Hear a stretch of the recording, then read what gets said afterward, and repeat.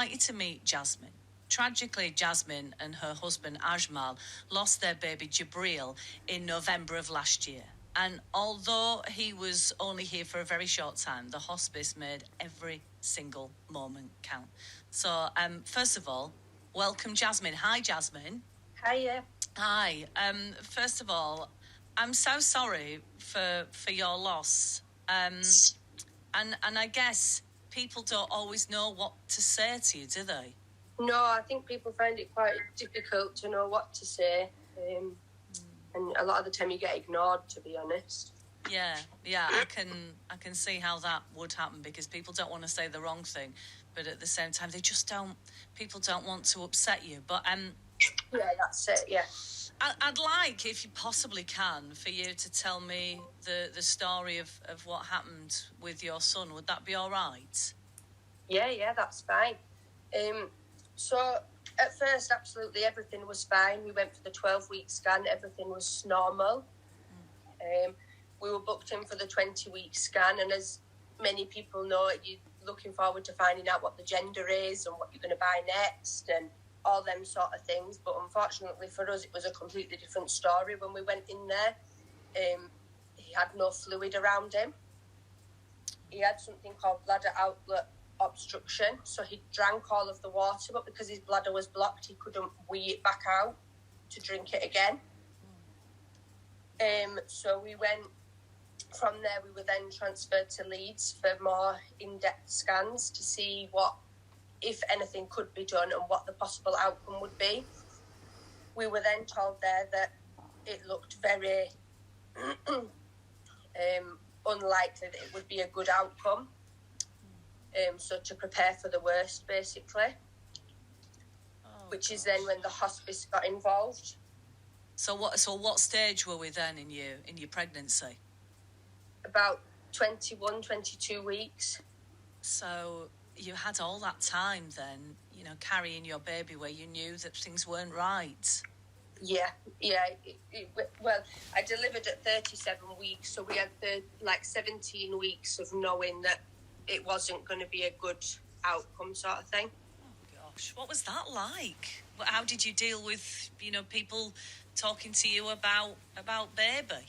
It was very, very difficult, and I think you try to hang on to that little bit of hope that everything is going to be all right, sort of thing. And we had to explain to people about what was going to happen. We've got other children in the family that we needed to explain what was going to happen. Obviously, they were very excited to meet nieces and nephews and things like that. So when baby was born, what happened then? So I had a caesarean section at 37 weeks. It was all like a planned section, so it was nice and calm, relaxing. We knew what was going to happen. We had that, and then the hospice were with us when Jabril was born.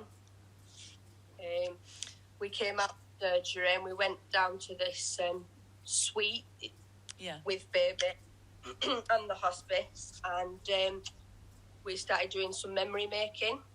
So what kind of things did you do? We did footprints, handprints.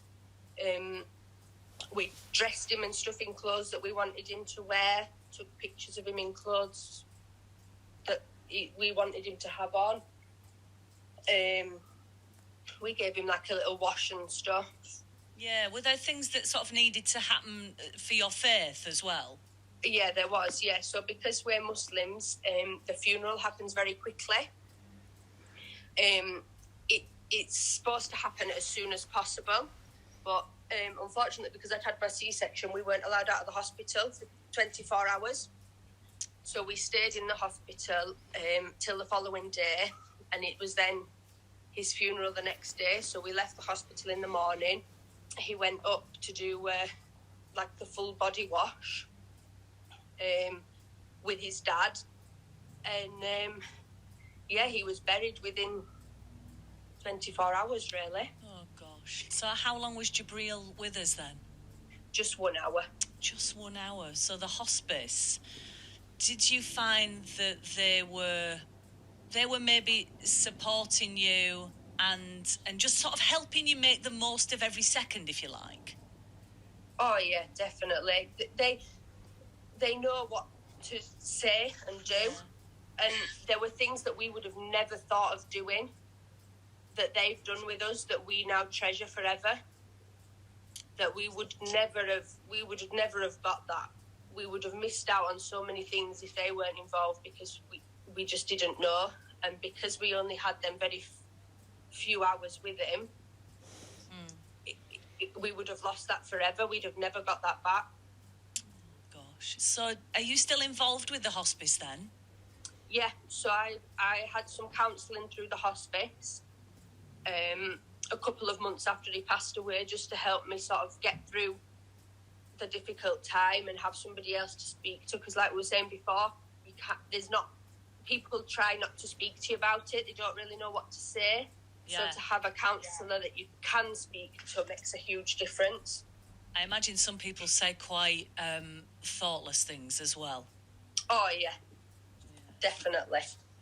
Have you been able to talk to other parents who have experienced the same thing as you or something similar?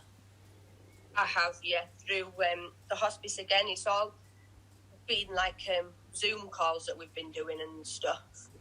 Yeah, gosh. Because of COVID and stuff. But it has been better to talk to somebody who has been through the same situation or very similar. And it was really wasn't very long ago at all, was it? No, it was November last year, so it's coming up to a year now. Yeah. Well, thank you for telling us your story.